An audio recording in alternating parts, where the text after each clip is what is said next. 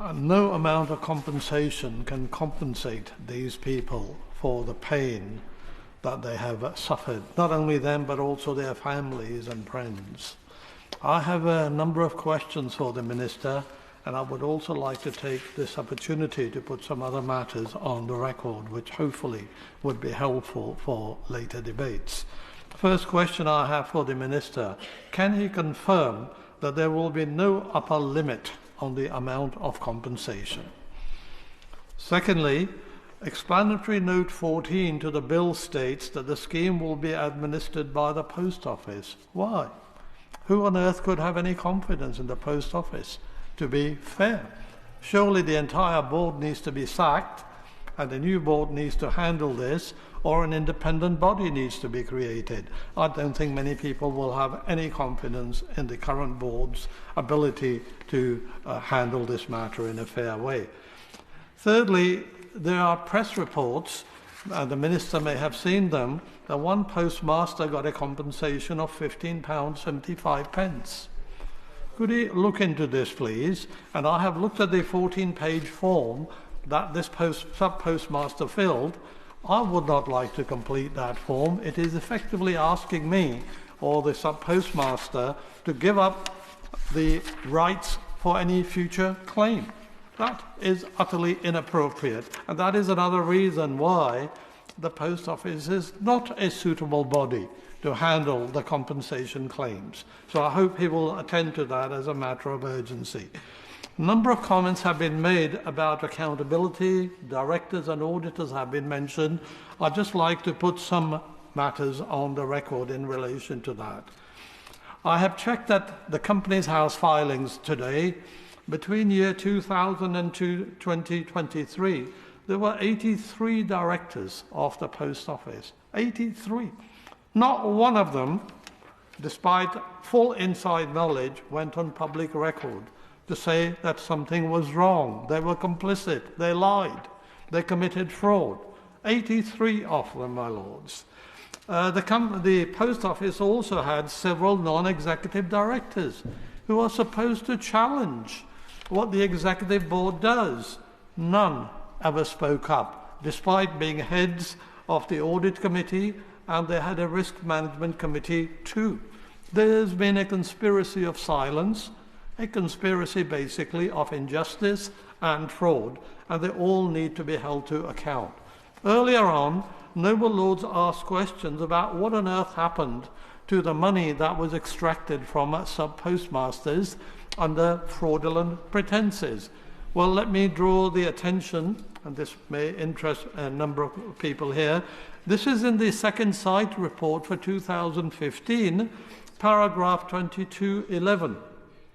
It says, for most of the past 5 years, substantial credits have been made to Post Office's profit and loss account as a result of unreconciled balances held by Post Office in its suspense account.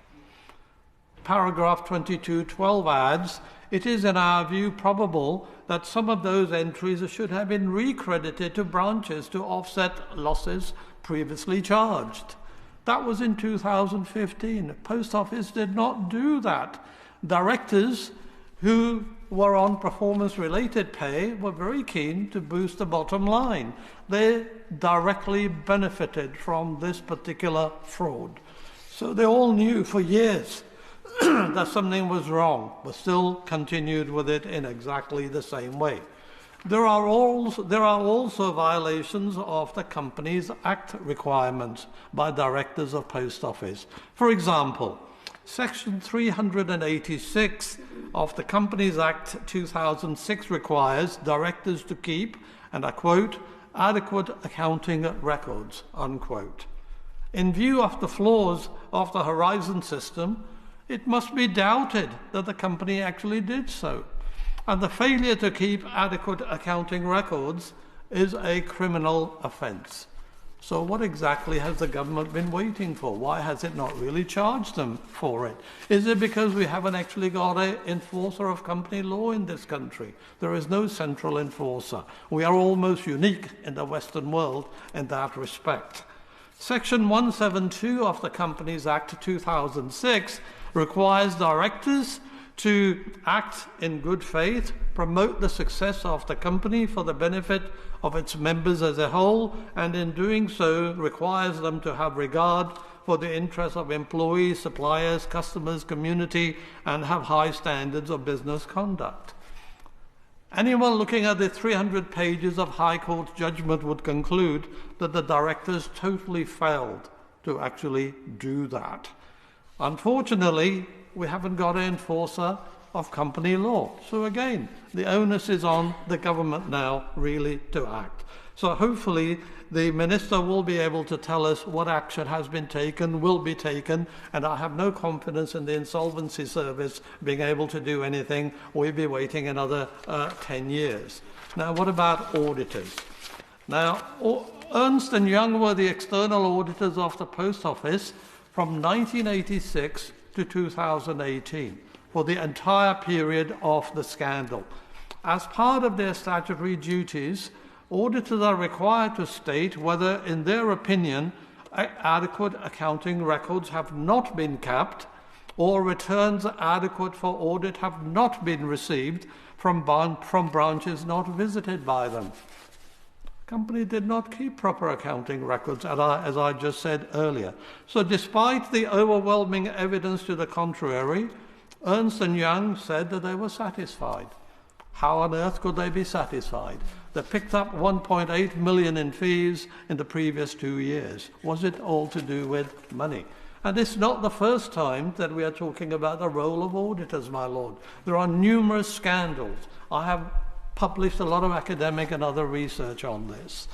So Ernst Young knew that the accounting system was deficient. That much is clear from a 36-page post office report, which I have here, which is publicly available, and its title is Horizon - Responses to Challenges Regarding Systems Integrity. It is dated 2nd August 2010. It is written by a gentleman by the name of Rod Ismay, who's the head of product and branch accounting at Post Office. Mr. Ismay joined Post Office in 2006. After 11 years, guess who he worked for? Ernst Young. He was from that particular firm, now liaising with the auditor. The report is very concerned about the court cases and adverse press reports. I first became aware of this scandal in 2009 from an item in an accountancy magazine, and I have kind of followed it and noted with considerable dismay that nobody actually homed in on auditors or corporate governance. It was all about the systems and everything else. So on page 19 of the report, here is a paragraph which we need to take note of. It's in quotation marks.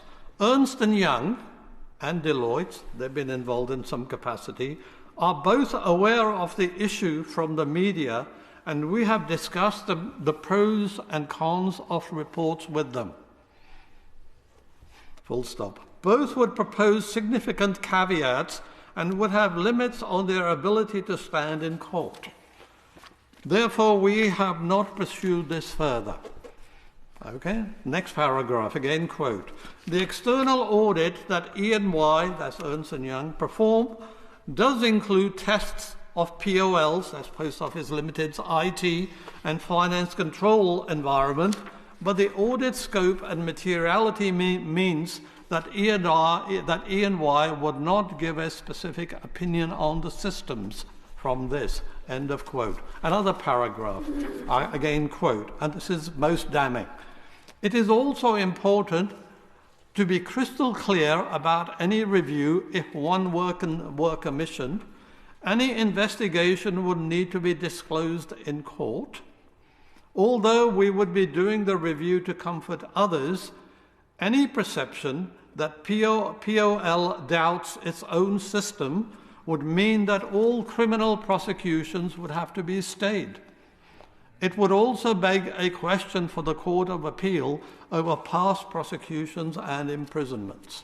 That is an internal document, report in the Post Office, which is publicly available, and auditors have discussed all this. Okay?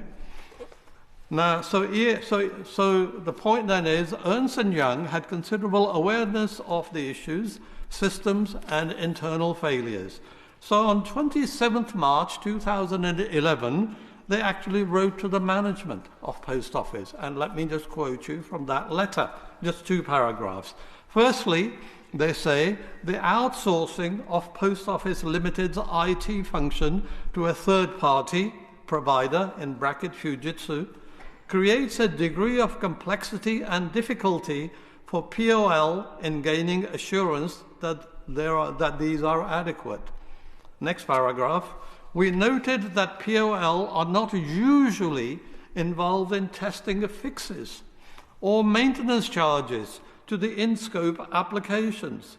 We were unable to identify an internal control with a third-party service provider to authorize fixes and maintenance charges prior to the development of in-scope applications.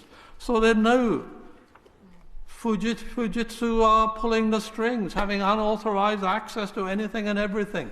None of this ever gets mentioned in the accounts, in the audit report, none. That is the state of audit that we have in this country. So Ernst Young knew the failures of the system and the cover-up. They knew that the company did not keep adequate accounting records, adequate returns were not received from branches not visited by them, Post Office profits were inflated by the amounts fraudulently taken from postmasters. So questions. I taught auditing for many years, my lords, as an accounting academic. First thing you teach students is that if management asserts something, you try to independently corroborate it. The more you're able to corroborate something, more confidence you can have in something. So how on earth did Ernst Young corroborate what the management told them?